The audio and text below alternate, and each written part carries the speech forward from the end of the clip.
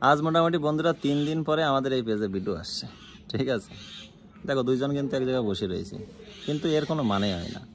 এই বসে আছি, এই ঝগড়া 2-3 দিন রাগ, আবার মিলেমিশে, তাহলে ঝগড়া করার দরকারটা কি? তোমরা অনেকে হয়তো ভাবতে পারতেছো কি, ভাবছো যে দাদা ভিডিও আসছে না কেন, ভিডিও আসছে না কেন। তা ভিডিও না আসার কারণটা এটাই, ভীষণ ঝামেলা 2-3 দিন ধরে পূজার আমার মধ্যে চলছে। এখন একটু এই যে মিশে, এখন আবার একটু মিল হয়েছে।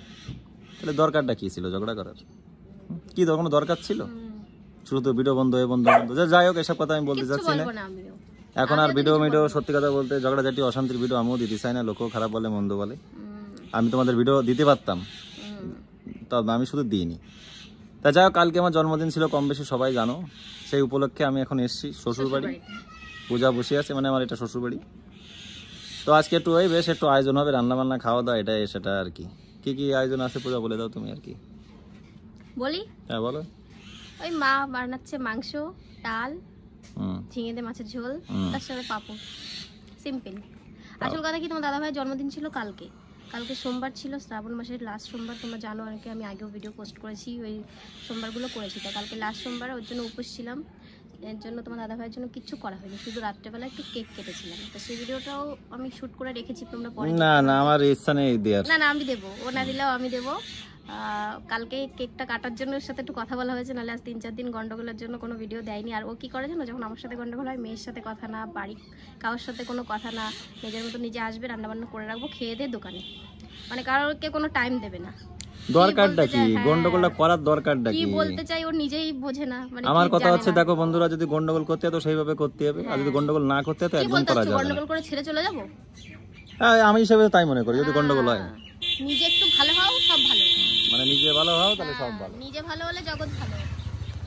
তা যাই হোক, দেখো বন্ধুরা, একটা পেজ আমাদের, তুমি খালি 2 দিন অন্তর অন্তর ঝগড়া করবা, 7 দিন 8 দিন ভিডিও বন্ধ থাকবে, কি কার লোকসান হবে? তোমার হবে। দেখো একা তো তালি বাজে না, আমি এটুকুই জানতে চাই। হ্যাঁ, আমাদের বন্ধুরা যে আমরা যাই করি না করি, ওরা 5,000-6,000 করে বন্ধুরা দেখে, ঠিক আছে।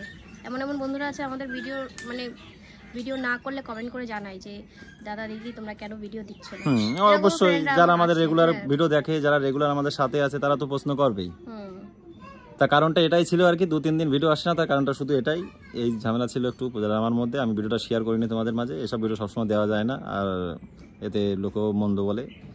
সো এই জন্য এসেছিলাম শ্বশুরবাড়ি। এখন দেখতে পাচ্ছ বসে আছি দুজনে, আর খাওয়া দাওয়ার সময় দরকার হয় আর একটা শ্যুট নিয়ে তোমাদের মাঝে শেয়ার করবো, এই আর কি। তোমার কি কি আয়োজন আছে, কি কি রান্না বান্না হচ্ছে, সেটাই আর কি, তাছাড়া কিছু না। তো দাদা ভাই সেরকম কোনো মাংস খায় না, একমাত্র পোলট্রি। দেশি খাবে না, মুরগি মানে আর কি বলে জানো, হাঁস। পোলট্রি তো একটা সিগারেটের থেকে খতরনাক। খাসি খাবে না, কোনো মাংস খাবে না, তো ওর জন্য এটাই বেস্ট। কিন্তু তুমি তো ওইটা ছাড়া খাও না। কিছু করার নেই, পোলট্রিটাই আমার একটু ফেভারিট। তাছাড়া পোলট্রি কোনো মাংস খায় না। পোলট্রি তো ভালো না, না সেরকম ফেভারিট না, এক ডিম আর ওই পোলট্রির মাংস। তা বন্ধুরা, আর কি বলি, বেশি বলবো না। যাক, ছোট্ট করে একটা ভিডিও বানালাম, তোমাদের মাঝে শেয়ার করলাম, এই আর কি। আর দেখি তোমার দাদা ভাইকে যখন খেতে, আর কেমন ধরনের কন্টেন্ট দেখো, ইচ্ছা আছে খুব সিম্পল কন্টেন্ট দেওয়ার। এবার তোমরা যদি সাপোর্ট করো তো করবে, আর যদি সাপোর্ট না করো কিছু করার নেই। তোমার দাদা ভাই বার্থডেতে কি করি না করি, কালকে সেই ভিডিওটা আসছে, ঠিক আছে। আমি পোস্ট করব, তো না তুমি তোমার দাদা ভাইকে দিয়ে পোস্ট করবো, একটু মাথাটা ঠান্ডা করে নি। ওকে, সেরকম কিছু হয়নি, ভিডিও একদম যা সেটা আমি করবো পোস্ট, আমি বললাম তো, আমি ডিলিট করব। আমি রেখেছি ভিডিও, ওকে দিয়ে পোস্ট করবো, ঠিক আছে। বাই তাহলে আজকের মতন।